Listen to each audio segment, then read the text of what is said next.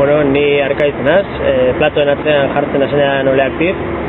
Eta bueno, gaur egin dugu Durangoko azokako egun honetan, lehen egun honetan, gazteentzako eta umeentzako DJ tailer bat, ez? Tailer erakusketa bat, asunto izen apurtxo bat azaltzea modu orokor baten pintxatzen inguruko nondik norakoak, oinarrizkoenak.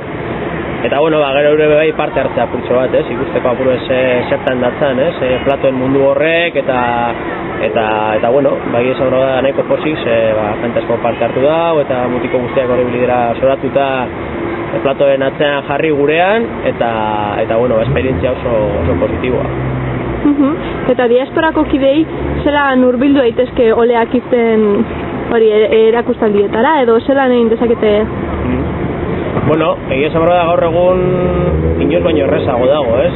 Diasporako jentea pura kontaktuan egoteko hemen gertatzen den gauzekin eta sortzen diren gauzekin, internetena ja topiko bat bihurtu da, baina eske holan da, ez? Adibidez gaur egun blogen bitartez kontaktuan egon zaitezke edozein momentutan bertako sortzaile desberdinak daukazien ideakaz edo ez dakit zelan esan, emaitzakaz, adibidez nik nire blogean enazketak eta eske egiten doaz, parte hartzeko aukera be badau, eta bueno, gero badago bai horrek MySpace eta lango historiak, ez? Hor nik uste dut, harremanak sortzea eta sustatzea gaur egun, baino baliabide gehiago daukagula, eta ez dakit, hori antolatu beharko bazen moduren batera, diasporako jentea argi ukiteko nora hurbildu daitekeen, ni ziur nago diasporako jente asko edo behintzat batzuk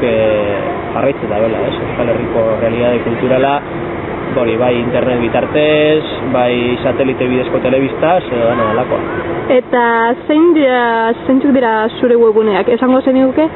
Bueno, alde batetik daukate, egia esan behar bada, MySpace badaukat apuruet egoera, ez dakiz lan zen, embrionarioan, apuruet odino martxan jartzen ari naz, eta egia esan behar bada, danetara heltzeko gatz dago, ez dut ekin denpora askorik, eta modu nahiko simple baten daukat oraindik, hori myspace.com/oleaktif, eta gero, importanteena, personalena, eta apuruet mimo gehiagogaz mantentzen dudana da nire bloga, Susterrakaidean deitzen da, mundua.comen barruan dago, mundua.comera sartu ezkero hor blogen zerrendan aurki dezakezue.